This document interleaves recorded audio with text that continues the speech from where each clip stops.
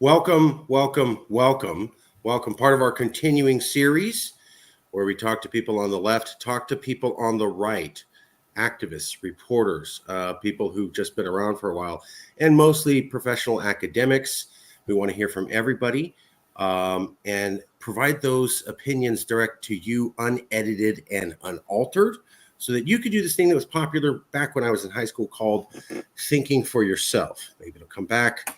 Maybe it won't. With us today, it is our privilege to have Professor Lyell Asher. I'll just refer to you as Lyell from here on out, like we talked about. Associate Professor of English at Lewis and Clark University. He joined the department in 1994 and received his PhD from the University of Virginia in 1990. At Lewis Clark, he offers courses in Shakespeare's early works, later works, ideas of the Renaissance, that sounds fascinating, and modernity, Renaissance literature, the art of the novel, major periods and issues, Montaigne, and the life of the essay, the novel, and moral reflection. His critical essays and opinion pieces have appeared in Christianity and Literature, the Yale Journal of Criticism, the Journal of the American Academy of Religion, publication of the Modern Language Association, Clio, Hamlet Studies, the Wall Street Journal, the American Scholar, Quillette, Chronicle of Higher Education, Canada's National Post, and his podcast appearances include the American Party podcast and NPR's Watching America. And here's a little bit about where he is associated with. Teaches at Lewis and Clark College in Portland. And he's the author and presenter of Why Colleges Are Becoming Cults, a 15-part video series produced by Peter Boghossian.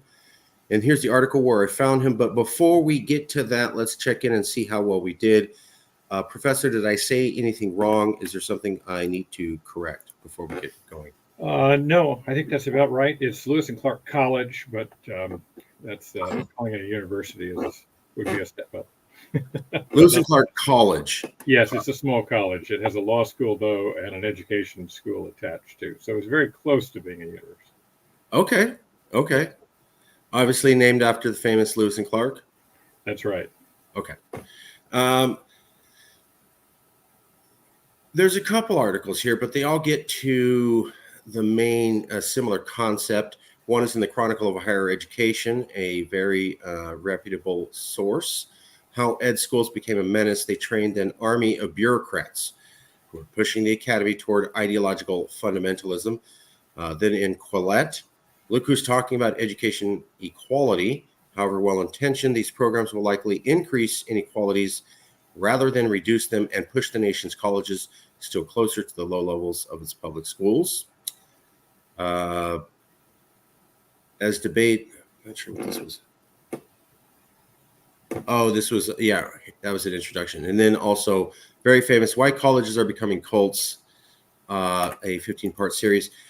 What is this roughly about? As I always like to ask people, we'll start off, we'll get into detail, but we'll start off with the elevator pitch. You and I are in an elevator. You don't know me. You just happen to run into me. You only got 2 minutes. Sure. But you have my complete attention. What are you trying to say? And why should I go, oh my God, that's a real problem and I need to pay attention? Yeah. Well, I think most people probably have a sense by now that something's wrong with our universities. I think it should be recognized on both the left and the right. But I think it's probably more well recognized on the right or on the conservative side of the coin, because what's wrong is that there's a kind of indoctrination that's going on in American colleges and universities, and it has really been turbocharged, I think, in the last 10 or 20 years. I think most people, though, understand that. Some may agree with it. Some would call the indoctrination really education, critical thinking, social justice training, etc., and they're okay with it. What most people do not know, however, is that one of the things, I think the primary force fueling this in the last 20 years has not actually come from college professors, though they indeed are responsible for a lot of what's happened. There's a new group of people who have come into the university in droves in the last 20 years, especially. And these are people from American education schools. that's something that almost no one knew back in 2018, and I only discovered it on my own from personal experience in the institution in which I'm now sitting, because I happened to be paying attention to several sort of crises on campus, which turned out not to be what we were told they were. And standing in the background, pulling the strings in all this, were college administrators who were working in diversity offices and sustainability offices and the dean's offices. And so I began wondering where these people came from. And what I discovered was that they all came from American education schools. They didn't, in other words, specialize in physics or English or history or sociology. They had degrees in what's called education. And to sort of round this out, we have maybe 15 seconds left in my 2-minute elevator talk. Yeah, magically, the universe opened. You have another minute. You're doing great. Yeah, okay. Well, what are education schools? I've sometimes broached this subject with people, and they say, wait a minute, I thought all schools were about education. So one of the problems is when you're inside this, you don't really know what people do and do not know.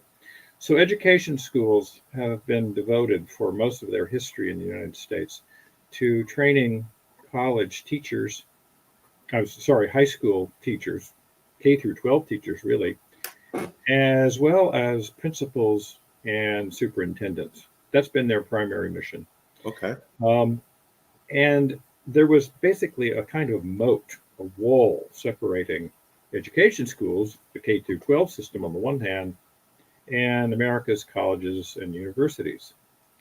And that wall was breached starting in the 80s, but it's the 90s and the 2000s especially.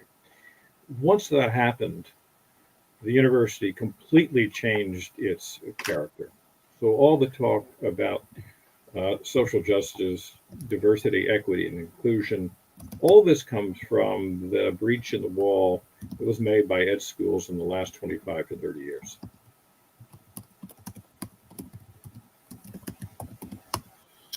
Okay.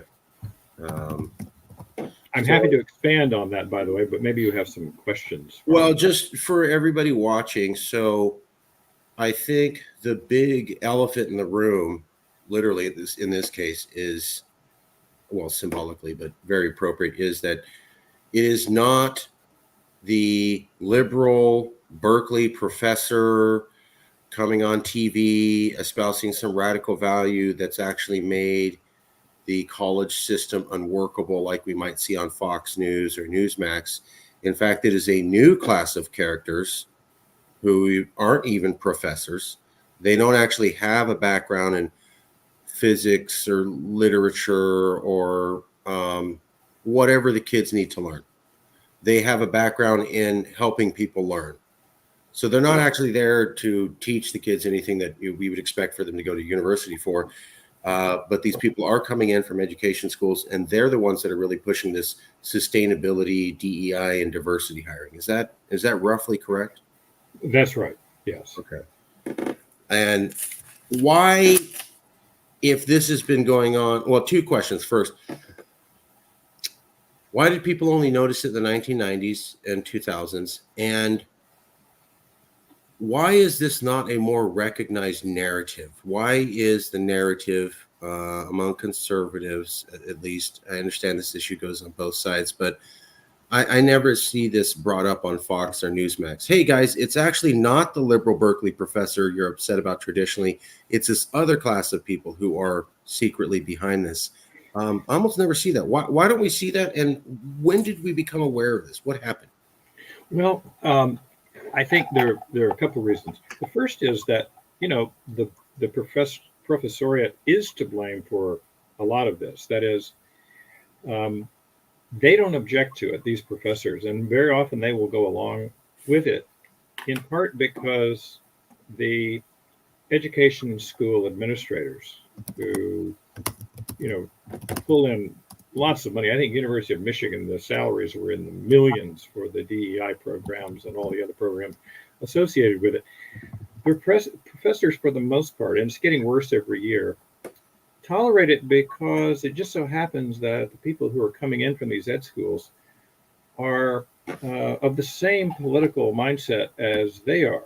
The difference is that, at least in the old days, uh, leftist professors, and they've always been tilted toward the left, at least for the last 70 or 80 years, nevertheless had a sense of fairness. They were the ones, for example, in the 60s and 70s and earlier, who would have been in favor of free speech, even if they disagreed with the people who Right. were speaking.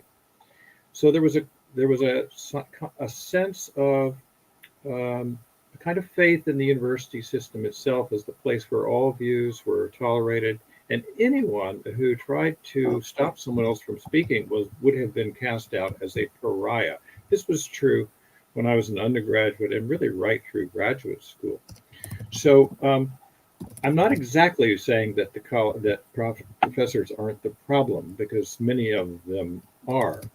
It's just that the question should be, what changed in the 2000s and the 90s and the 2000s that made it possible for even the professoriate to get on board with DEI, offices of sustainability, dean's offices that, you know, really give summer readings, for example, that are a little more than political um, indoctrination sessions.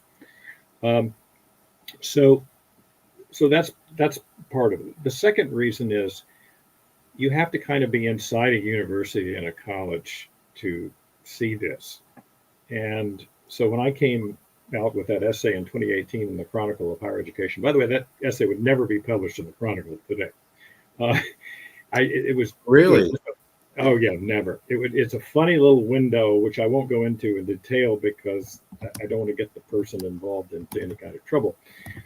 But it was a window that happened to be open to me, and I had published once before in the Chronicle, and that person said, "Do you have anything else?" And I said, "Well, actually, I've got a big essay that I've been working on for a while, and but it won't be done for a bit."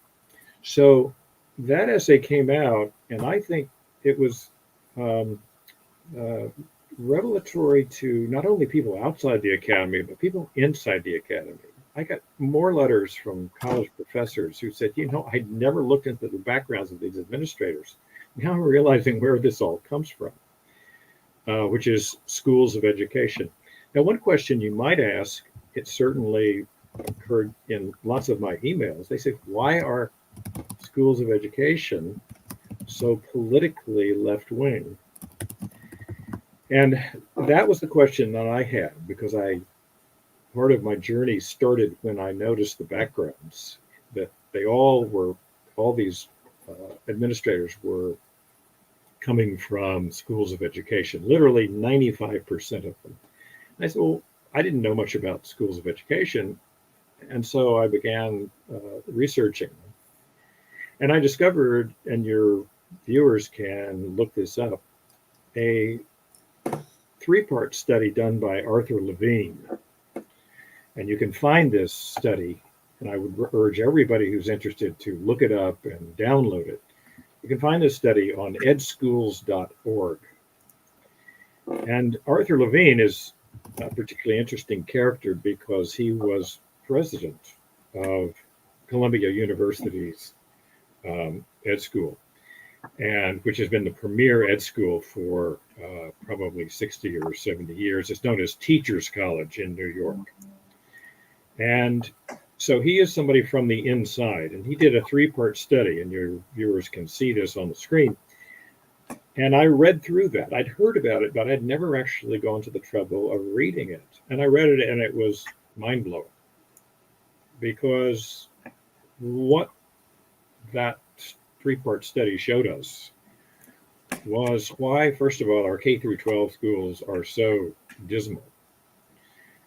But it also showed me why college administrators in particular, who had just been coming into universities in droves really in the 90s and 2000s, were not only political ideologues, but also, and I'm sorry to say this, there are obviously exceptions, but the weakest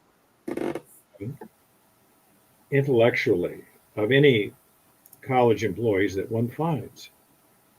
And there's a couple of reasons for that. One is, if you look, and this is not true of all education schools in the world, but the United States has a particular problem. We attract people to ed schools who happen to score the lowest in most every test that you give them. It's an irony, but it's a tragic one, that the people who are going into K through 12 education, there are exceptions, of course, I'm talking about populations here, typically score the lowest in all of the tests, whether it be the achievement test, the SATs, all of those scores. They tend to score the lowest, right below, I think, maybe, I think the one who is typically below them, people who are going into something like agriculture or something like that. Um, Now, that wouldn't necessarily be a bad thing. SAT scores don't tell us everything about a person, obviously. Um, but the other thing it does, it makes them very susceptible to political indoctrination. And that's what you find in ed schools. Um, so when people come out of ed schools and they go into administration, and when they go into college administration, they really have not been exposed to, for the most part, any kind of environment in which people push back on the leftist ideology they've been fed. So if you just go on, and I would invite your listeners to do this, go on basically any college or university website, find the Dean of Students office or the Office of Diversity, Equity, and Inclusion, and then just look up, if you can find it, suggested readings or anything like that. And what you will find is a list of the most one-sided set of texts that you will ever see. And that's because these students who come in and compile these lists, really, this is the only set of texts they know. They're all on the left. You will see, for example, white fragility. You will always see Kendi's books. Now, that would be fine if you had another list that was countering that, or if you had an open list in which you had people disagreeing, but you don't have any of that. So these students come in, and when they, or I should say, these administrators come into colleges, universities, having had really no understanding of what it's like to engage in debate. And so when they hear people on the other side who have had experience in debating, who have read not only Kendi, but Glenn Lowry, for example, or they've read Roland Fryer on police and crime, they really don't know what to do except call them racist or try to shut them up. And they're handing that on to our college students. That's the problem. Just for everybody following along, here's an example. I just typed in race, equity, include diversity, recommended readings, the Brandeis School. And then here you go, some examples of the recommended readings: Color of Law, History and Slavery Across America, Races Against Asian Americans, Sitting on the Lens of Race, Savage Inequalities, Something Must Be Done About. So that definitely. And I think what you're saying is that diversity, equity, inclusion has recommended readings, but they all come from one particular leftist slant. And there's not an actual diversity of thought within the literature provided for these people. And so these education professionals are going to education schools, which are usually more hardcore or more leftist in thought, just as their premise, and then they basically become indoctrinated there. Then they come out of these universities and they bring the indoctrination with them. And basically, I imagine, think they're doing the right thing, right? You know, I went to education school. I learned racism is bad and everybody's racist and racism is everywhere and everything's racist. Yes. Of course, I'm going to take that with me to the university because it's the right thing to do. And I've never heard any opposing ideas ever, or have I ever taken the time to have to look at the data behind the opposing idea, nor have I ever been asked to argue for the opposition. And I remember taking debate class in high school, and they forced us to study the opposition to the issue that we prefer, and forced us to argue for them. And I get the impression is that those days are gone. Yes. Yes, they are gone. And like you, uh, I wouldn't take debate class, but I debated a lot. And one of the things I learned was, and it's been said, I think, since, you really don't know your own position until you hear someone who is a skilled opponent of that position. Right. I remember in college we were talking about, I had an ethics class, and in the last 3 weeks of the course, we were asked to take on one of three controversial issues. I think it was affirmative action, abortion, capital punishment. And the professor encouraged us, though he didn't require it, to write a paper taking the view that you opposed, making the best case for the opposition. Well, I went into that thinking that I was for capital punishment. And so I decided to read all the articles against capital punishment, and it ended up convincing me. Um, I came out of that thinking, I hadn't really thought about this other side, but it was really again, the encouragement rather than the requirement that I try to give the best case for the opposite side, that I changed my view. Now, even if I hadn't changed my view, I would have respected my opponents much more than I did going into it. Yep. Yep. And I find that, my position on abortion has changed over the years. I'm pro-choice right now, but I also realize that is a very difficult argument to make. If I were actually just arguing on the merits, I would have a much easier time limiting abortion at the very least, and perhaps forbidding it. Because I think the arguments are a little stronger. So when someone says that they are anti-abortion, I'm not shocked and appalled, because I know what the arguments are. And I would never try to censor anyone for almost any position I can think of, just because, I think Mill points this out on liberty. One of the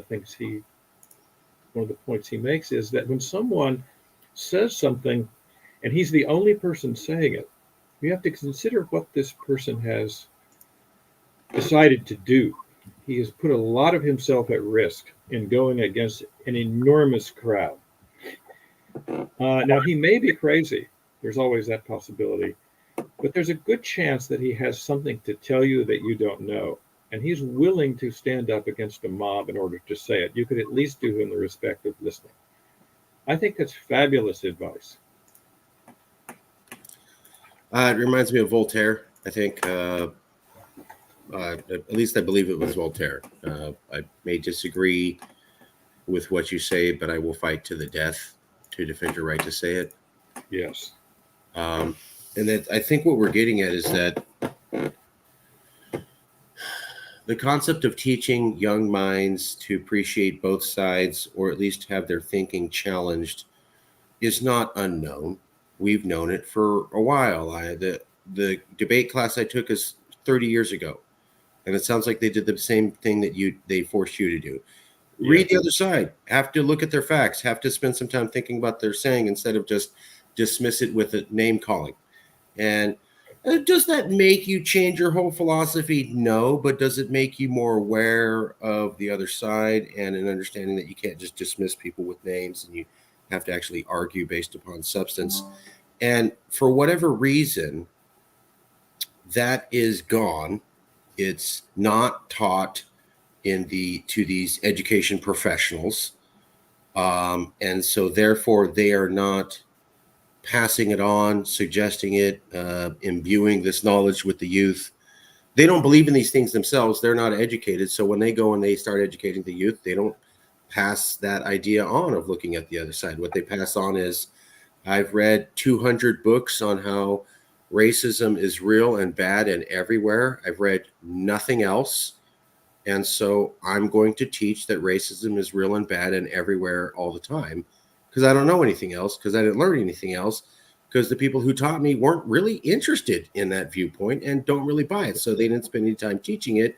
So now we have less diversity of thought and less challenging of thought of our youth than what we had in the 1990s. And this shift roughly took place 1990s to 2000, although, as you admitted, you didn't notice until 2018, and other professors that you educated in 2018 said, I've never thought of this before.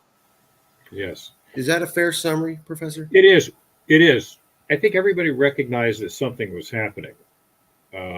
Everybody recognized that there was a new language being used. We were talking, people started talking about the impact of a statement, right? The impact on people of saying this. And a lot of people just kind of go along with it because it's much easier to go along with things that seem to be current. And nobody really had an idea about where this was coming from. Though they all, I think, recognized that something new was afoot. I mean, FIRE, for example, Foundation for Individual Rights in Education, right? Which your readers or your viewers may have heard of. They noticed a big uptick in cases starting in the mid 2000s, or I should say 2005, 2007, right around in there. And if you look at it, that's the time too when you saw more and more programs being started, which were employing ed school graduates. And because if you look, 2005, there was no such thing as a, Office of Diversity and Inclusion. It doesn't mean, by the way, that there was no diversity and inclusion on college campuses. It just means I'm in California. I know damn well it didn't mean that. We were really diverse out here. There were a lot, and I went to school in the 90s and 2000. Everybody was concerned about diversity and making sure everybody was included, and we did not have these programs. So somehow we did it without these programs. Yeah, so this was just a title that it's very hard to argue with. I mean, you can't say, well, look, I'm against diversity right. and equity and inclusion, and of course that's the genius of it. You call something that the Committee on Public Safety. Well, who can be against the Committee on Public Safety? So, but I mean, just to give you an example from my own institution, back in 2020, when the George Floyd protests had just started. My Office of Equity and Inclusion sent out a letter expressing solidarity with the protests that were going on across cities in the United States. And this was a campus-wide email. It's totally inappropriate, by the way, because I don't think anybody should be commenting on public political events, no matter how large they are. And they were expressing solidarity with that, and then gave a curated reading list for everybody to catch up on. This was going to be instructive, especially to the privileged whites. That was part of the language in the email. They didn't use the exact phrase, but that was the idea. Right. And so I looked at the list. Of course, there was no surprise on it. Everything was utterly predictable. But the one unpredictable thing was they suggested that the list was open and that you could contribute to it. So I made up a list of books, none of them on the right. I was very careful about putting people maybe probably from the center and even center left. People like Glenn Lowry, John McWhorter, Jason Riley, names that your audience may be familiar with. And Roland Fryer, I think, was there. And every one of the contributions I made was rejected, even though in the language of the letter, which I still have, it says all contributions are welcome. So there is a kind of arrogance and flagrancy about this kind of censorship that is utterly new, and of course it's entirely antithetical to what colleges and universities are about. When I brought this to the attention of the faculty and the administration, by the way, instead of requiring that the Office of diversity and equity do something about that. That is, they had simply censored a list of 20 books and interviews and videos that I had submitted. They said nothing. Nothing. All. It was There's no response. no response, and that gets at something, of course, that's that I think may be invisible as well to a lot of folks, and that is the changing status of college presidents, and that's something we may want to get into. This isn't just about ed schools, but it's about an entire environment that we're now in that's going to make this even harder to change than I think people realize. We're talking about Claudine Gay. Well, I'm talking about Claudine Gay, but how are college presidents inculcating this, I guess? Well, so the one thing that's happened, and this again started probably in the 90s, I think. Keep in mind, this was a time in the 90s when college universities were adding to their enrollments all the time. And we wouldn't get to the peak enrollments in higher education until 2010, in which we had around 20 million people enrolled in colleges and universities. So most college presidents and boards were looking at the future, and all they saw was expansion.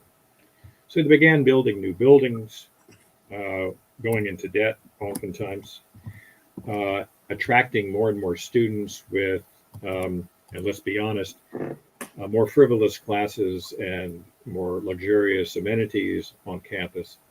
And they also, not all of them, but many of them wanted to professionalize the administrator class. It's one of the reasons why we got a lot of administrators. So instead of professors going into positions like deans of students, when I was in college, the dean of student was somebody they had taken from, an academic department. That's very rare now. So they decided to professionalize it. And so when I say professionalize, I mean somebody who has a degree in the thing that they're asking for. For example, dean of students. Well, now you can get a degree. So the question was, where do we get a degree program to train college deans? Well, this was the big mistake, because the only institution that ever trained administrators were ed schools. So that's part of the explanation about why this happened. We were sort of in very flush times. There was lots of money. There was a class was getting bigger and bigger all the time. And so they were going to remove faculty and faculty were happy to go along with this, from any kind of administrative duties as far as being deans or, working in dormitories or things like that, and getting a professional class coming in on the side. Well, they didn't realize what they were doing until it was a little too late. And here's the other problem. What people don't realize now is that if you're a college dean or a president, there is a very fast turnover rate.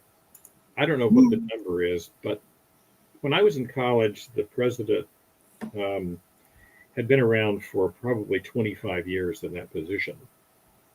It was not unusual for a president to stay the president of a college or university for, I think, sometimes 25, 30 years. Yeah. It's now very rare, and in part because, first of all, the salaries have really gone up. So some of these are as high as $1.5 million, even in a small college like Lewis and Clark. You pay your president $500,000. They get a house and all these various amenities. I don't think it's worth the money. It's not. It's a horrible job in some respects. But there is a kind of ladder that a group of people who want to be administrators are on, and their aim is to get a new position, let's say as a dean, to get that position, make as many changes as they can, put a superficial fix on whatever problems there were, and then get on the job market again and find a better job. So what this means is, of course, that all the problems that are there in the college are being smoothed over. And the last thing that any dean, and now it's the president too, any dean or president wants to do is stir up trouble. So what do? You keep your finger in the wind and make sure that you are aligned with the culture on campus, and you don't say anything that might inflame the sensibilities of the most vocal groups on campus. And especially since we have an internet which can give you the history of everybody who's ever been president or dean of a college or university, they realize that the smallest problem that they encounter can basically sabotage any chances they have to move on up the ladder. So colleges and universities are now run by people who are not so much leaders as they are followers. And they're following the most vocal um, members of colleges and universities, which are people typically on the left. So even when you have, changes at the top in college presidents and deans and so forth, that's really a very superficial change because it's the institution itself that's really running the show. And that's something that is, uh, from my point of view, almost impossible to change. I just don't know how you would do it at this point. So we used to have, and I don't want to promote presentism, and I know that it's always easy and natural human phenomenon to romanticize the past. Of course, things were not as perfect. But we used to have the system where most professors who taught at colleges or most people who were teaching anything at colleges had a degree in something: geology, forestry, childcare, social work, engineering, very liberal things, very conservative things, but a field they had to study. Yes. And that was most of the educators. And we used to have deans of the school who ran the school used to have to be one of these educators who knew a thing and actually had to teach students. Yes. And now we've transitioned to, we have those professors and they're there, but now we also have another crop of educators who aren't really professors as we traditionally understand it. They have a strong education in educating, and they're very ideologically wedded. And unfortunately, because of social media, you name it, being on the right side of perceived history at the moment is the most important thing. And so we're getting a lot of deans who talk the talk and walk the walk of diversity hire, and it's the most important thing ever. And unfortunately, they're not coming from the same background as the deans traditionally did. So the deans traditionally come from a background of, I actually taught students. How well are we educating students? How well do they know how to be a teacher, police officer, whatever? And now it's, well, I feel we made sure that they really understood what Latinx means and how institutional racism is involved. And that's not, even if that's important to a degree, but it's not the same thing as the original focus on hard education.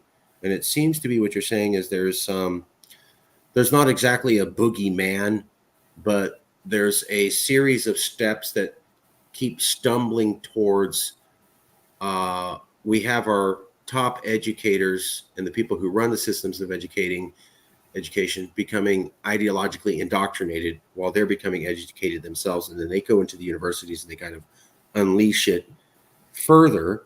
And even that might be okay, except that there is literally no diversity of thought or allowance for diversity of thought within this group. Is that a fair summary? Yes, it is, with maybe one caveat. So this is Please. another sort of inside distinction. Um, it's probably a case that most academic deans, so we want to make a distinction between an academic dean. So, for example, if you have somebody called the dean of the college or the dean of the medical school or the dean of the law school.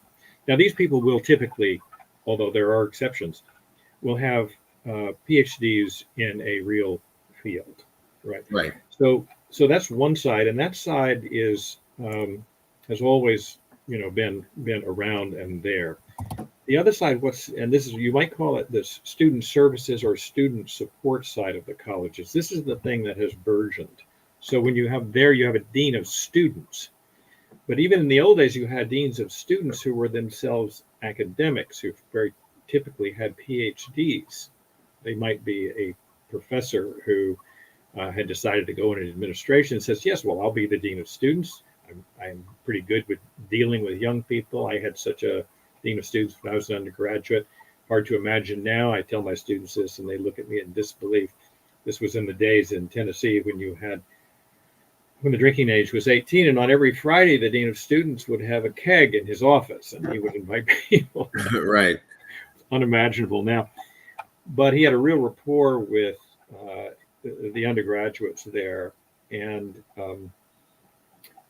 he was not a disciplinarian by any means, but he also had a great working relationship with all students on campus. Well, that's no longer, I'm sure it's the case in some places, but the dean of students position and the entire student support side of things, there are people there who do very good and worthwhile things, no question about it, has been politicized. And they have decided that, and this is another piece of language that came into being in the mid 2000s, or I should say that around 2005, 2006, we kept hearing, we're all educators. We're all educators. We would get this in the emails and nobody quite knew what this was in reference to. And we realized then at some point later, and this is when I was doing my research for this essay on how ed schools became a menace, published in the Chronicle, I realized that was part of a push to suggest that, yes, if you were working in DEI or you were head of the dormitories, that meant that gave you a license. If you said that you're an educator too, after all, you had a degree in education, to quote unquote educate students. The most famous example of this is the University of Delaware in around 2004 and 2005, where they actually, and anyone can look this up on Fire University of Delaware, where they were people in the dormitories, and the head of student life was essentially they were conducting classes. They weren't traditional classes. They were indoctrination seminars. And if I told you the details of that series of missteps that happened at the University of Delaware in 2006 or 7, you would not believe it. But you can look it up on Fire. Oh, I don't know. I've seen some pretty outrageous stuff since I've started the University of Delaware. Yes. In 2000 and around 2006 or 7. And controversy. What's that? What happened there is, well, this was, I think, probably the first trial run of what happens in colleges and universities to a lesser extent. But this was the extreme version of it, in which they invited students, first-year students who were in the dormitories, and this at University of Delaware was about 4,000 or 5,000 students, and they were all given sort of classes. And these classes consisted of things, for example, and again, this is in the dormitories, often before classes had even started. Right. So students were a group of, say, 12 students with their resident advisor, or their dormitory leader, who had been indoctrinated in all this stuff, would ask them, and this is just one example, to write down all of the racial epithets they could think of and put it on a piece of paper. And then they would have the students turn the piece of paper around and show everybody the epithets. Now, it's hard to understand what the educational mission of this would be, but the cover story was that what this was about was trying to get out in the open the racism in the United States. Of course, what it did was make it almost impossible for students, and this was from the students themselves, to look at one another in quite the same way. Because even if a student would never use a racial epithet in public or in private, suddenly they were required to do so. At this college, and keep in mind, there were a few students who refused, but most students come into a university or that kind of setting, and they're intimidated by authority figures. Yep. So They followed what was required of them. They were also asked questions about their sexual practices, Yep. uh, whether they would ever consider dating someone um, of the same sex, whether they would date outside their race. I mean, questions that would get a professor fired, and rightly so, if they were asked of a student. So this diversity program, yes, you're pulling it up now. Um, what's even more remarkable about it is the fact that the person who spearheaded this didn't lose her job. She was promoted on the basis of this. In fact, she she made a career of this and was in fact elected to various offices in the national body for college administrators. So she gained a great deal of credibility among her fellow administrators for this disastrous program. Yeah, of course. And then, but as it collapses, then what do they call it? You are fired by through promotion. So we can't. Yes, We want to get. We want to salute you, but we technically have to say this is a failure. So we promote you out, which lets that's everybody right. know. Fail upward is the Yeah, yeah. Fail. We're really cool with what you did, although we can't technically say that. that's And right. I, I went to college, and I wouldn't have a problem with this sort of program. I think what you're saying is the issue was this was administrators doing this. This wasn't college students coming together and saying, we have a diversity, equity, inclusion club. Join if you want. Hey, we're a little Absolutely. edgy. College students pushing against college students. Sure, totally. We get it. This was almost like educators and officials going out of the classroom into the dorm, which is not education opportunity, I guess, traditionally, Yeah. and then trying to do that there, almost like I think it was called thought programming here. Oh, yes, very much so. And this is a time when, again, there were enough faculty, and again, on the most of them, I'm sure, on the liberal left side of the coin, who looked at this and saw what it was, which was a disgrace. It would be interesting to see what would happen today. I doubt very seriously if you would get enough faculty to complain about it. Keep in mind, this is one of the depressing scenarios that we have to look forward to. Most young professors who are let's imagine that someone graduates at the age of 21, right? They get their PhD in say 7 years, probably is the norm right now. So they're 28 years old. These students have, and they're let's imagine that they have gotten a job at a university in the last 2 or 3 years. These students have known nothing but this their entire academic lives. They've gotten it in K through 12. They've gotten in their 4 years of college, and they're getting it in graduate school. So the the population of college professors is getting more and more ideologically homogeneous. So the problem is getting worse. It's not getting better. Now, the good news is that, of course, now people are more aware of it than they've ever been. That's true.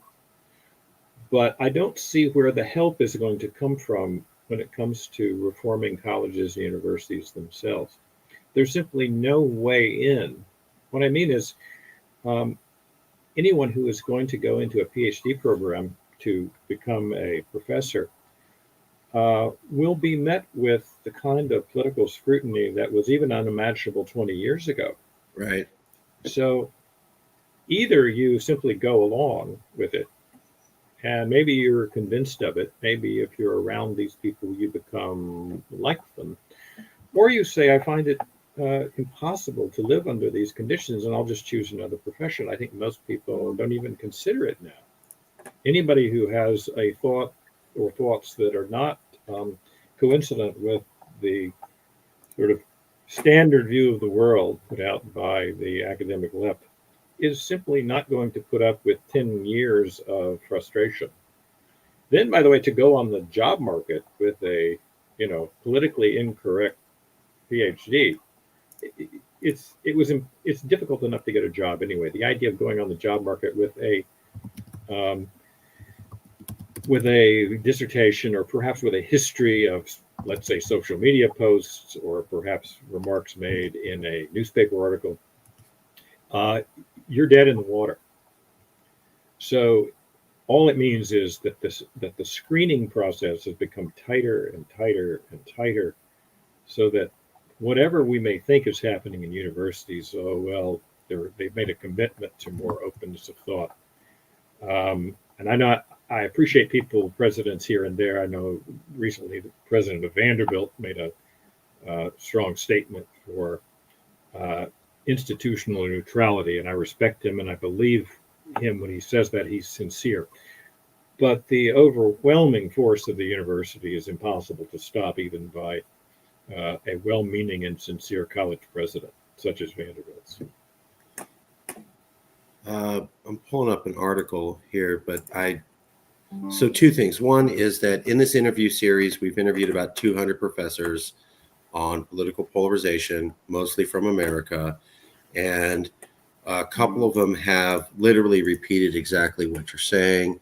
My most famous one is Lee Jessam from Rutgers University, is a self-avowed liberal. However, he has this thing called a moral base, and he's aware that not everybody thinks like him, and that not everybody should think like him, and that colleges were places where students used to challenge ideas. And he goes, look, I'm very liberal, but the challenging of ideas is gone. It's not there. I personally like this, but I've been in colleges long enough to recognize that things have changed and we're not challenging their ideas from both sides. People like him have said that the university professors are, I don't know if it was him exactly, it might have been someone near him, but it was another professor, if not him, and they said that Fox News underplays the amount of indoctrination of professors, and especially in the social sciences. So maybe in engineering, math, medicine, you might have more diversity. But when you get into psychology, political science, sociology, the things that we hire experts for to design our laws and policies, that it's almost all heavy liberal indoctrination.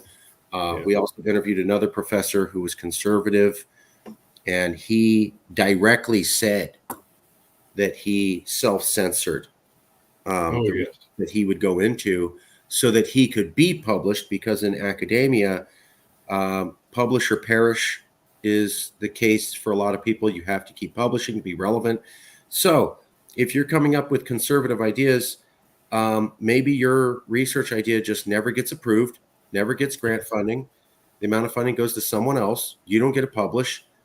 And now you're kind of out of a job. So he goes, if you want to stay relevant, you got to write papers you know are going to be approved. And that means you have to self-censor.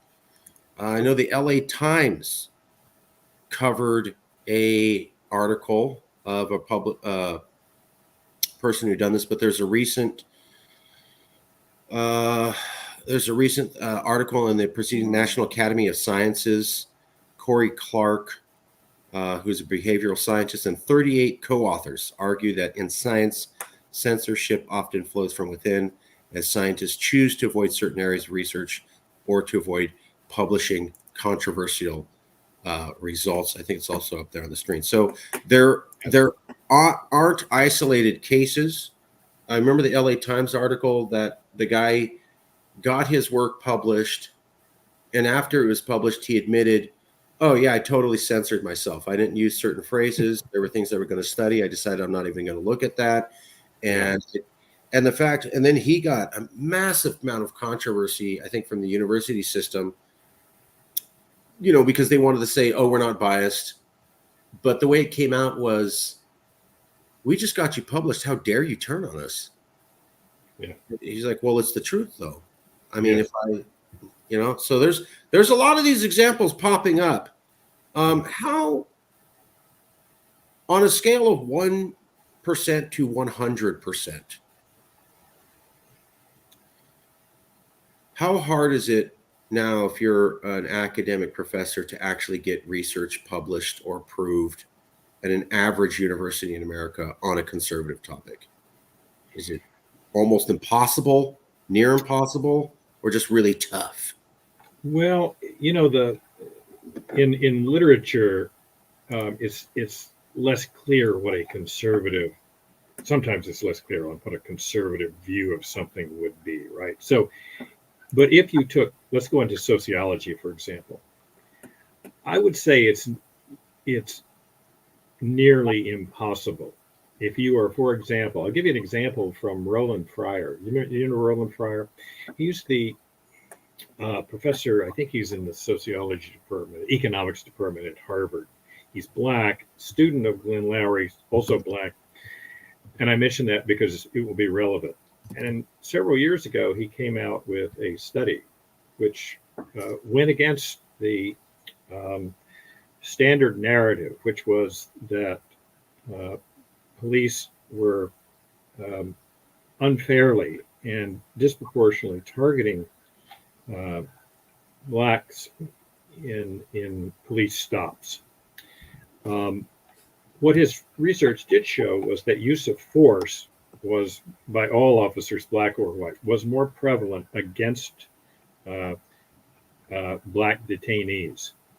What his research didn't show, however, was that there was, if you took the particular situation as described by the officers, and he didn't do this, by the way, on a weekend. This was a years-long study with lots of people in the field trying to figure out if you have a set of same situation, and the person who is being detained or confronted by the policeman is black or white, is he more likely to be shot if he's black?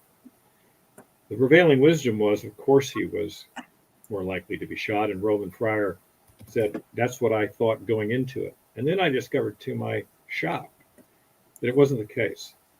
Again, there was a greater likelihood of use of force, but not a greater likelihood of lethal force. Well, when he checked and rechecked the figures, rechecked his research, he kept finding the same thing. And when he approached people about publishing this, he was told, oh, don't publish this. This is not something you want to be attached to your name. Well, of course, Roland Fryer is not the kind of person who takes that kind of message seriously, and so he went ahead and published it. Well, as it happens, Claudine Gay, speaking of Claudine Gay, was one of the people early on who wanted to get him fired. Now, the basis, or the pseudo basis for his being fired, was what I take to be, and I've looked into it, and you can hear Glenn Loury talking about this at length, basically has kind of set up this very unpersuasive case of sexual harassment in his laboratory. Well, it's bogus, and I would ask your viewers to go online. They can see on YouTube, there's a wonderful 20-minute sort of documentary on this video. I think if you just looked up, I think Roland Fryer and Claudine Gay, you'll probably find the video, and it tells the whole story. But Roland Fryer was, I think he was suspended for 2 years. But there's something else in this which I think is interesting. There's a class distinction too. What he discovered was, and Roland came up in, very difficult circumstances, to say the least. But it's interesting that the black professoriate at Harvard who were against him were, to a person, they grew up in very privileged backgrounds, economically speaking. And so one of the things we haven't really talked about, the racial issue is there, but one of the things that nobody wants to talk about, especially on the left, is the class issue in this. Roland Fryer is a great example of somebody who dared to take on the establishment. And even though he's black, writing about issues of crime and policing, that didn't matter. His race didn't matter nearly as much as the views he was espousing. And it very nearly got him fired. I did not know that. Yep, never heard about this. Well, Roland Fryer is a interesting person in any case. And I would recommend to you, there's a wonderful, in addition to the video I mentioned, um, there's also a very good talk with him, Roland Fryer, and Raphael Mangual, Mangual. And I think, if memory serves, um, it's with the Brookings Institution. And they both talk. And Raphael Mangual, I think, is Hispanic. His father was a policeman in New York, and he's written a book on police violence as well. And they have come to similar conclusions. It's a remarkable talk. I think it was about 3 years ago when they put this together. And they fielded questions from the audience. Well, it's totally at odds with what one hears day after day after day in the news media and, of course, in academia. These kind of views aren't permitted. And, of course, my own institution is a perfect example of this, in which they censored contributions from a from a professor whose contributions they had actually invited until they saw them. So that's yeah, where we are. I did not know this, that yeah, there it is, not covered in the mainstream. So Claudine Gay, who, when they fired, a lot of liberals said, well, this is just racism. That's all this is. Yes. She had herself fired.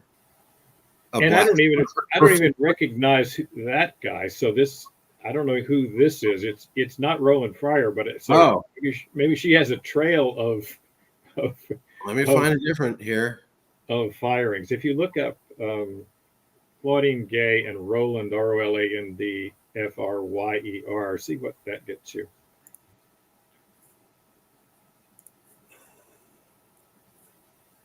I think I think I got it here. 1 second.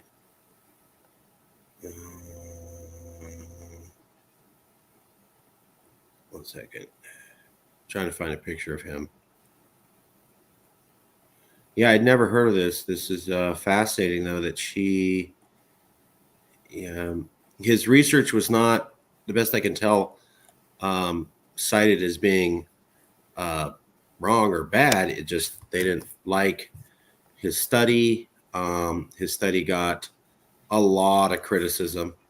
Yes. And pushback, but that's the role of science. Yes. I believe that's okay.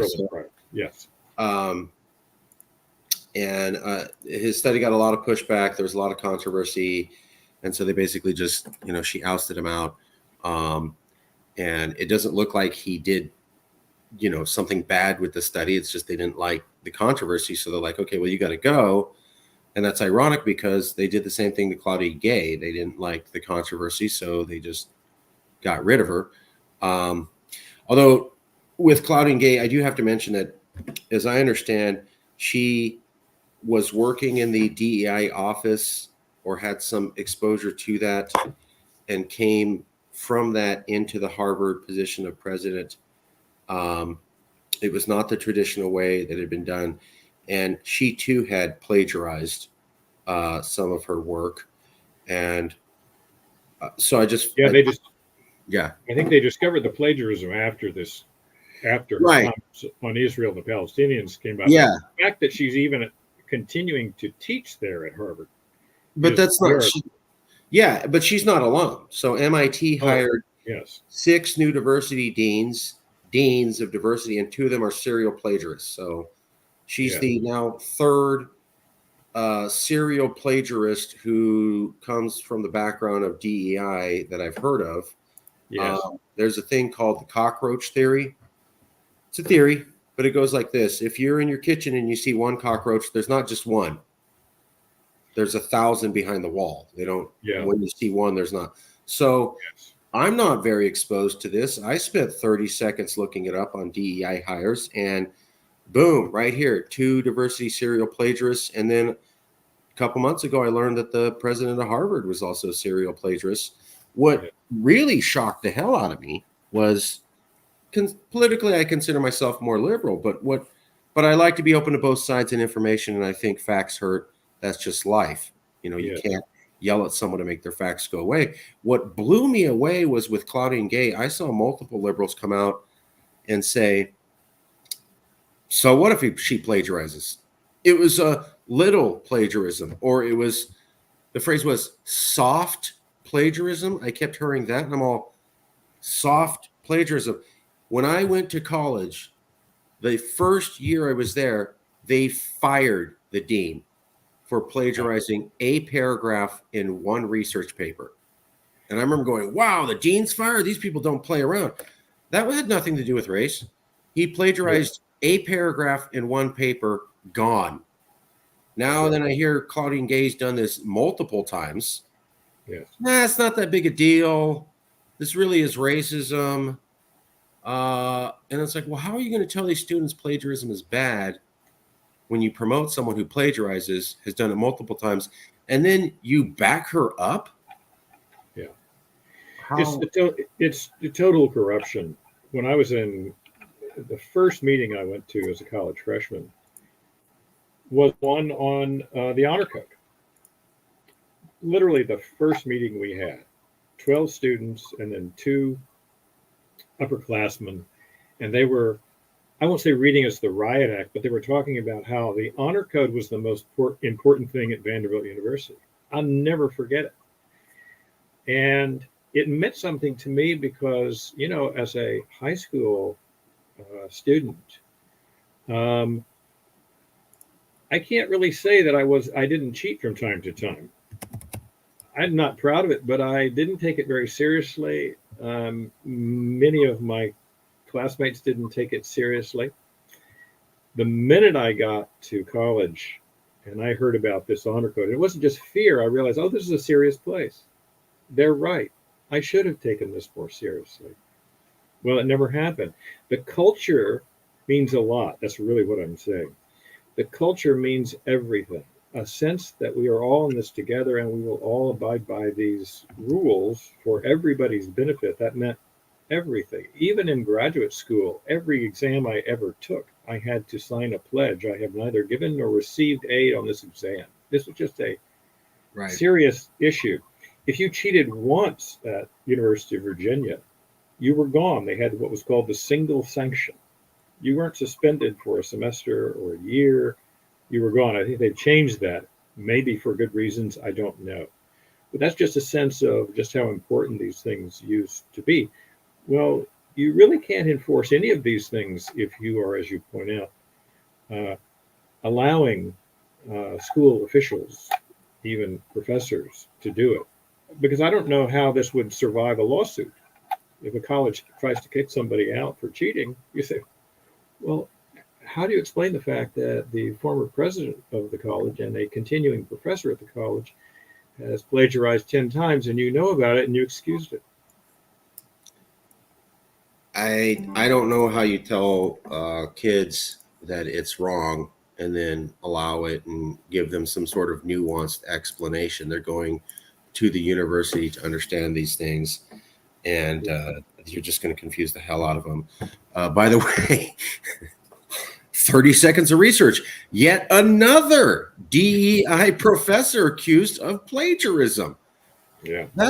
I only found out about Claudine Gay, and then today I found out about 3 more. I have not looked into this. I don't know how big this is, but wow, I've never even heard of this, and now I'd encourage everybody to type in DEI leader or DEI professor / accused of plagiarism. This seems to be kind of a problem. Well, in their defense, this stuff is printed out like they print this stuff like cookies. So it all sounds the same anyway. So I don't know how you would determine quote unquote original scholarship from plagiarism in any case. But the other problem is, again, this is, if I can go back, this isn't an accident, by the way. Right. One of the things that that I didn't mention before when we were talking about education schools. Education schools have been, in some ways, the financial backbone for a lot of colleges and universities, in the sense that they don't require a lot of money to get up and running. but they bring in a lot of money because basically they're giving people a guaranteed income if they're going to go into K through 12 education, Right. Right. right? So, and at this point, we have um, more education schools and positions in these schools for students than we have actual need for teachers in the K through 12 classrooms. And this has been the case for quite a while. There's, in other words, no government body saying, here's how many positions that we think are going to be opening up 3 years from now. So we need to sort out how many colleges and universities, or ed schools, I should say, how many students they should be allowing into their programs. We don't do that. A place like Canada does do that. Well, one of the things that means is that education schools are trying to encourage students to come to their programs and spend, $20,000 or $30,000 a year to get their ed school degree, and they want to make it as painless as possible. And one of the ways they make it painless is by lowering the academic standards. Got it. Sometimes you can get an ed school degree by just going to school for a few weeks during the summer and on weekends. The ed school programs, with certain exceptions, are for the most part really at the bottom of the barrel. So there's very little academic integrity in most of these schools to begin with. So it's not surprising at all to me that we're finding all these cases of plagiarism among DEI officials. Oh, here's another one. Yeah. So OC Law School fires dean in plagiarism case. Now, Well, is that a law school dean? Well, I was just pointing out that in the past they would fire deans for plagiarism. Oh, right. Yes. And it was not controversial. Yes. So here's one in 2001. Here's one in 2011. Nobody came to their defense. Everybody was like, "That's horrible that Yes. you're a dean and did that. You should have not ran or recused yourself or something." Yes. And there wasn't what's the secret agenda behind this? Of course, I know the Claudine Gay situation gets into the Israel-Gaza situation, but I'm talking about after the fact that it came out that she had plagiarized and that there was a lot of defense for her while acknowledging the plagiarism, and that just shocked the hell out of me because I recall this time where it's not a joke. They don't play around. Did you plagiarize? You're done. Yes. We don't have debates about it. There's not a long-reigning controversial thing. We don't, maybe people would come forward and say, well, I really like that dean. I thought they were a good person, but that's about it. And that seems to be now it's a battle time. And I think what you're saying is part of the reason that we have so much educational indoctrination, ideological, is that I didn't know this. The ed schools are money makers. Yes. You come in here, you get this degree, you get a guaranteed job. I have friends who became teachers, and they said the same thing. I want to be a teacher. I could partial teacher now or substitute teacher, or I can and spend a few years and hopefully get hired. Or if I go get this piece of paper, automatically I get to be a teacher for the rest of my life. So I'll just go do that. And I remember many of them saying it's well, I remember people saying it was easier to get their PhD in education than in other fields. I remember some people saying that. Oh yeah, there's not even close. And so I think what I'm hearing you say is these were money makers. They wanted a lot of students in. If they have high failure rates, that's not encouraging. So you make the programs easy and accessible so that people have high graduation rates, and then you can have high enrollment rates, and then you can make a lot of money because you have done that to make it easy and comfortable for students. Learning the material isn't the most important thing then. Ideology becomes the most important thing. Yes. Not as academically rigorous. And I get it. That makes sense. And also I think that this is one thing we haven't mentioned. There's a massive balloon in the cost of university tuition, far beyond inflation. And this goes before Biden inflation. And it's largely just because of these college administrators. It's not because the universities have become more expensive or they're providing more. It's these people have inflated the cost of tuition. So besides providing indoctrinated education. They are also causing the tuition price to go up to the point that it pushes students out from being able to access it. Yes, so right. Multiple problems from this. As we're winding down, your time is important. Last few questions. I think you already answered this, but can we fix it? And please don't tell anyone. This is not a pencil. This is a magic wand. I'm virtually giving you the magic wand. With this magic wand comes the power of the universe. Like Thanos, if you ever watched the Marvel movies, you could grab this thing and poof! You want people to change the way they think. You want new laws passed in Congress. You want a presidential candidate to say this. Poof! It happens. Professor, can we fix this? And with the power of God, what would it take for this to all get fixed? Well, maybe I'll answer it by first asking about this power. Can I go back in time with the magic wand? Yes, everything's possible. You can do anything. What do we need to do? One of the things that occurred to me in reading and writing about this was, and we don't have time to go into detail now, but the destructive consequences of the Vietnam War, however one thinks about the Vietnam War, right or wrong. Okay. The long-lasting consequences of the Vietnam War, for whatever they were, however they affected Vietnam itself, and the many veterans who either lost their lives or lost what remained of their lives in the process. Yeah. It had a terrible effect on American culture and especially on higher education, because between the years 1965 and 1975, we went from having 4 million people enrolled in colleges to 9 million. We doubled it. It had taken basically 100 years to get 4.5 million people in colleges in the United States. And then in 10 years, we doubled it. And that just coincided, that 10-year period between 1965 and 75 coincided with colleges becoming radicalized by the anti-war movement. I take no position on whether that movement was right or wrong. My only point is that that produced a generation of students, and especially students who would go into higher education who would become professors, because we needed a lot more professors given the expansion of colleges and universities during that period.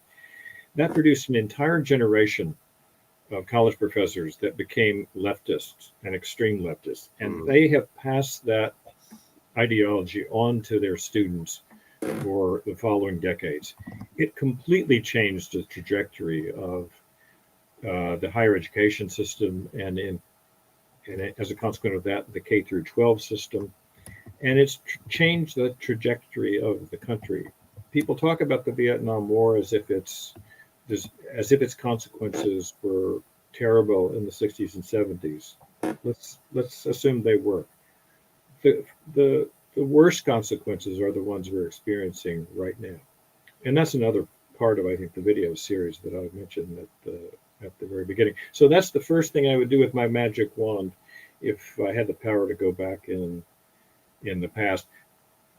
If I didn't have the power to go in the past, but I still had a magic wand, I would like to fund 10 universities. I would make universities magically appear. And they would be headed and staffed by people who were not necessarily conservative or liberal, but whatever their persuasion, they were committed to free speech, free inquiry, and debate. And we would just let those universities go. They would have infinite funding. And then at the end of the 20-year period, we would look at the quality of their graduates and compare them to the quality of the graduates of the students in the current crop of universities and colleges. And we would see the difference. And that's what I think it's going to take. We're going to have competition from other universities and colleges that will show us what colleges and universities can actually accomplish if they have the right principles. I see what you're saying. let's just do a public study, and then everybody can learn why we have to have free speech in universities.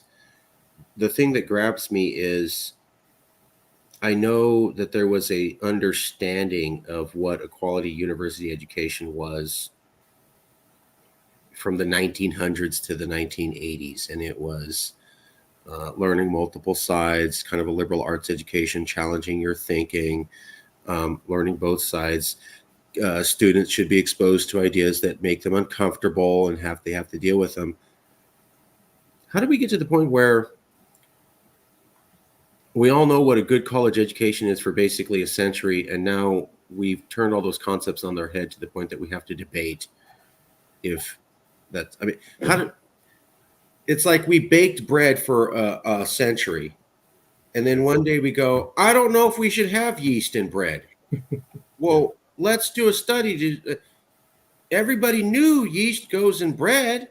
How did we get to the point where we had bread for a century? Now people forgot. How do we get to the point where we've had universities here in Europe, in Japan, in Israel, and they kind of teach a liberal arts sort of challenge your thinking sort of education, and now we're back to questioning if that's the right formula when that's been the basic formula agreed upon by everyone over the last century.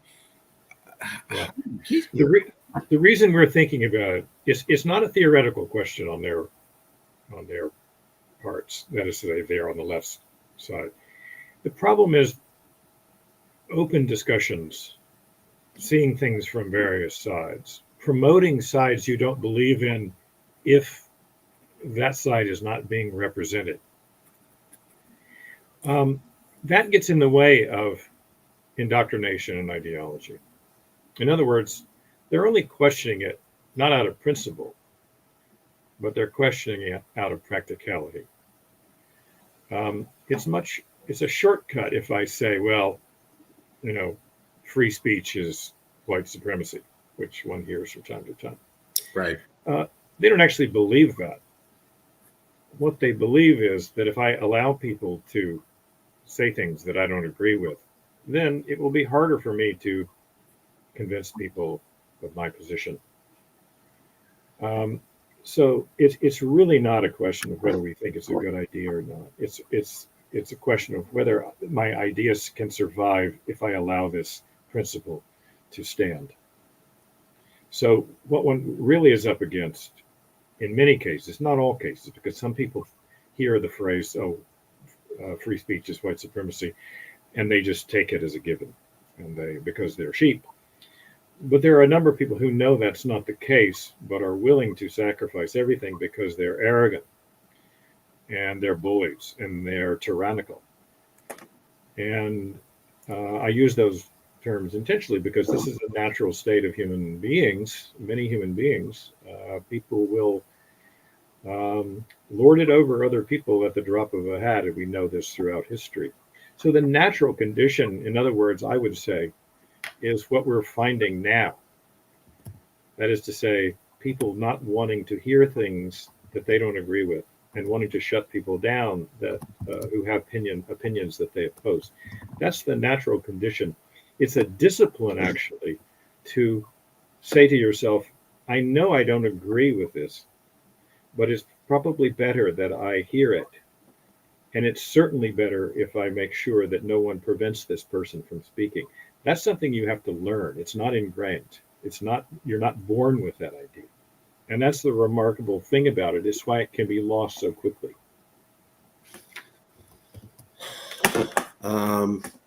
Just to add on to what you're saying, I want to get this screenshot here. I remember hearing about this a decade ago, and the problem has not gotten any better. So there are CEOs. More than half of companies, 60%, say new grads lack critical thinking skills. Yes. And then we have another one, a survey, 2016 survey of 76,000 managers found that 60% of employees, be college graduates, lack critical thinking skills. I can't find the article, but there was recently one where it was one of the top 10 companies in England, and the CEO went on television or was interviewed, and he basically caused controversy because he was saying that all the college graduates he get are garbage. And they're like, what? Yeah. These are our top English universities. And he goes, well, hold on. They know chemistry. They know literature. They know Shakespeare like they're being taught. Yeah. They have no ability to argue with someone who thinks differently and no ability to take in data that doesn't already corroborate what they're saying. It immediately goes to a shouting match and then name calling. And I'm sorry, I run a bank. I run a major insurance company. That does not work here. My data is different than yours. Screw you. Name call, name call. I hate you. You're a bad person. I never want to speak to you again. We're a corporation. This doesn't work. Well, 60% employers pointing out that right around the same time we have all these indoctrinated students, they're lacking a thing called critical thinking skills. And to me, it just occurs to me that that's got to be strange, because I remember one of the things that I was forced to do to develop critical thinking skills when I was a child and in college, learn the other side, like we were talking about, see what the other side says, actually debate their argument. You don't have to agree, but I remember when I had to debate against the right to abortion when I was 16 or 17. That really expanded my young mind. So I can't prove it, but to me, there seems to be a coincidence between people complaining over the last decade of a loss of critical thinking skills and people noticing over the last decade a massive uptake in ideological thinking. If you had the critical thinking skills, you might not be as willing to become a pure ideologue. In fact, I think it'd be harder to. That's right. So we see more ideologues and less critical thinking able people. I wonder if there's an overlap. Well, do we have time, a moment or two, to dig down just briefly on critical thinking skills? Moment or two, dig. So critical thinking skills, sometimes people talk about this, and I learned a lot from reading E.D. Hirsch, Hirsch, who's an education writer, professor at University of Virginia. I talked to him a couple times. I didn't take a class from him, but a brilliant guy. And one of the things he talks about is critical thinking skills. And he says, look, critical thinking skills are always content dependent and context dependent. Sometimes people talk about it, critical thinking skills. You're not, but I'm just wanting to sort of point this out. What we're really talking about is content knowledge. For example, there's no set of quote unquote skills you can learn that will allow you to talk about the Palestinian-Israeli conflict. Right. If you don't know anything about the history of Palestine and Israel, and one of the things you will discover when you dig down and try to learn about that history is that you become less sure of your position, not more sure. At least that's my experience. And the same is true, I think, of abortion. I may have positions on both the Palestinian-Israel issue and on the abortion issue, but it makes, because I've studied those issues, I'm far less likely to be dogmatic because I know that there are so many positions on the other side. Just an example too, I've sometimes asked my students, not in the classroom, but occasionally I'll get a student who wants to come talk to me about it, and the conversation goes in a variety of directions. And sometimes it's come up about the question of police shootings. And I'll ask them, I say, well, how many people are killed by police every year in the United States? And, they, like most people, have no idea. You could tell them, 10,000, 20,000, 100,000, they wouldn't know. And the answer is fairly consistent. It's around 1,000 people every year. And out of that 1,000, if you ask them what's the racial breakdown? Very often what they will say is, the majority are black or something like that, even though Black American population is 13 to 14%. Right. And the real answer is it's 500 out of the 1,000 are white, and around 250 are going to be black. Now that's twice the Black population, and obviously one wants to investigate and consider all these shootings, and especially if they involve racial prejudice, which no doubt some of them do. So if you ask them how to explain that, well, they say, well, racism. Well, that presupposes that the demographical population or the demographic population is mirrored by the crime rate, and it simply is not. Um, so, and then if you ask them, well, how many police encounters? 1,000 seems like a lot. How many encounters are there in the United States every year, where a policeman actually encounters a citizen and is stopping them or talking to them or something? Right. And the answer is somewhere between 50 and 60 million. Oh, and then when you feed into that and you tell them, and by the way, we're the most heavily armed country in the United States. I mean, in the world. I'm a believer in the Second Amendment. Yeah. Not necessarily opposed to that, but you realize it's remarkable, in fact, that there are only 1,000 people killed. Especially when you consider the fact that 80% of those, upwards of 80%, 85% sometimes, are typically firing on police or coming at them with some dangerous weapon. Then you realize just what a remarkable statistic that is. It's in fact quite low compared to many other nations if they had the same circumstances. That is, if they have this, I think 400 million guns on the streets, or at least available to people. But again, the only reason I mention this is because critical thinking requires you to at least know some basic facts. And so critical thinking skills is, put another way, it's really about knowledge in any particular field. Because I can think critically, let's say, and I imagine that I know something about police shootings, racial profiling, and all that. That doesn't necessarily carry over to any critical thinking skills that I might acquire about Israel and Palestine unless I know a lot about the history of Israel and Palestine. And one of the points that Israel, and this is the last thing I'll say, Edie Hirsch is pointing out that really a knowledge-based curriculum in K through 12 education is what's really been left out. And it's why students can't think critically very often, is because they don't know many things. Now, when you say that, of course, you're always accused of being someone who is promoting rote knowledge and memorizing facts. But of course, that's just a red herring. We're not talking about that. We're talking about the acquaintance with the world around them in all of its variety and the facts of the world around them insofar as they can be ascertained. And so when we talk about critical thinking, we're really talking about critical knowledge, how much knowledge one has about a subject and the need for more of it. I agree. I agree to an extent. I still think part of it has to be, don't think you know it all. Don't think you have all the answers. Don't think the other side must have absolutely nothing backing them up and absolutely not even one fact that's legitimate. Don't engage in that thought. Engage in maybe they are wrong and maybe I do have it right, but they probably have some truths, some facts, some smart people saying some things, and I should take the time to see what that is. Yes, 100%. Just because it's important.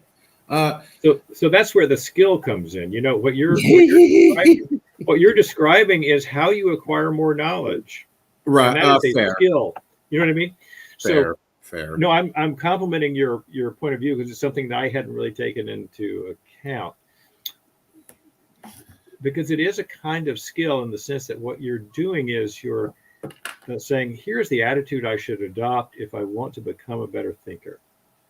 Right. I should be open to other people more than I'm inclined to. But that was beaten into me in college, and I'm appreciative for it. Yes. I'm appreciative for it. I mean, they forced me to do some uncomfortable things and think about some stuff I was not comfortable with or enjoyed, and I was better for it. Yes. And by the way, I do think it still goes on here and there. We don't want to get too dark and gloomy. Sure. There are lots of professors who do that and believe it. Sure. But it's not as much a given as it once was and should be. Well, that's why I try to do the solutions. Is it hopeless or is there possibilities? And it sounds like it's a long shot, but there are some possibilities. There's some Yes, institutional and cultural de-learning yes, that and de-practice that we need to undo. yes, But there was a time before all this. There yeah, was a time before polarized universities. There was a time yeah, before ideological thinking and ideological gatekeeping. So we know it can happen yeah. because it existed before. And universities were quality. Uh, we're getting the last few questions. I'll just add I went to the Stefan Clark Black Lives Matter rallies in Sacramento. Obviously, there needs to be some reform. At the same time, I've seen where you try to get into some debates, and I don't want to say the word, but I'll say the acronym F. It's a four-letter word. Hmm. So I've heard the phrase "F your facts" Yes, at BLM rallies. So yes, I yeah, went to the rallies. Yes, I think there needs to be reform. I heard something I thought was really just unproductive, and it was whenever somebody encountered something that didn't fit the narrative, it was "F your facts," and they would say it right to that person's face, like not facts. Those are your facts, and yes, F those facts.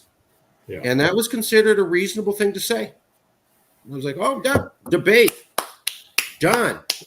Like, how's that yes, madness? And anybody interested in learning more about the Israel-Gaza situation, I encourage them to look at the International Court of Justice case written by the South African government. It's been reviewed by about 200 lawyers around the world, and they said mm, that it's pretty factually good. I'll leave it to you to interpret what that means, but just some education for the public watching this. Professor, two last questions. We're going back to that elevator that we were in before. yeah. Um, you don't know me. You just did this interview. Um, and you're trying to tell somebody, I just did this interview and I was trying to get across X. What's the most important thought that you want people watching this to come away with? A short, succinct thought. What is the key thing if they forget everything else that they walk away at least with this concept in their head so they can't stop thinking about it? What would you say that is to someone? The education system from K through 12 through higher education is um, really the source of more problems than people can imagine. And the only way that that can be changed is by citizens who are funding it. And the only way they can do that is by getting elected to their local school boards. Because I've been talking about the problems and I can be somewhat despairing. But local school boards have an enormous power. On the national level, in fact, the federal government has very little control over K through 12 education. Because in the United States, for good or for ill, it's more often than not controlled by states and even counties. So, the one thing I would ask everybody who's interested in education, and even if their kids are no longer in school, you're talking, and this is an obvious point, you're talking about the adults of the future. What do you want them to be?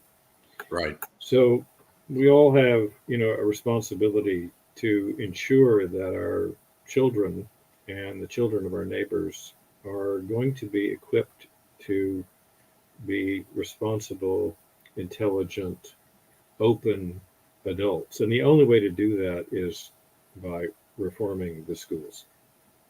So anything that one can do to do that, to get on a school board, to go to school board meetings, um, is helpful because that's the only pushback, and this is the important point. That's the only pushback schools are going to get because they are making sure that the only people in the choir are singing the song.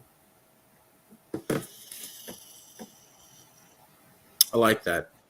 A lot of times when I do these interviews on political polarization, the solutions are at the congressional level. We need to have a new presidential candidate. We need to have these laws passed. You're describing a very large problem, which is at the scale of the other problems of political polarization.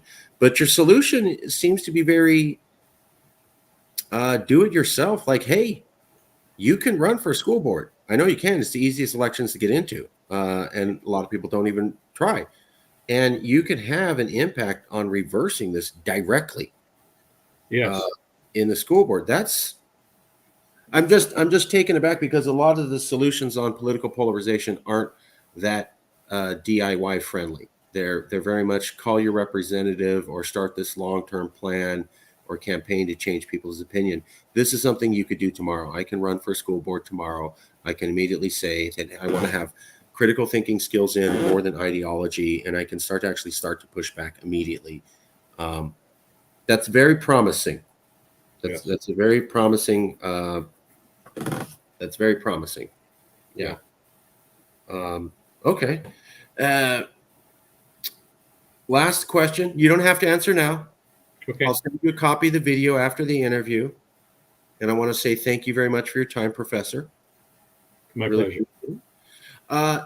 If you have any recommendations, we always try to keep the series going. Anybody else, they could be a professor, they could be an activist, poet, anybody who you think might be willing to have an honest conversation about polarization. They could be on the left, they could be on the right. I hope you found we did a fair job. We just want to get their perspective out there. You don't have to answer now, unless you want to, but I'll send you an email and any recommendations you have. Okay. We appreciate that. Yeah, let me think about that, Marcus, and I'll get back to you definitely. Okay. We'll leave it there. I want to say thank you for your time, Professor. And to the audience, thank you, Marcus. It was very enjoyable.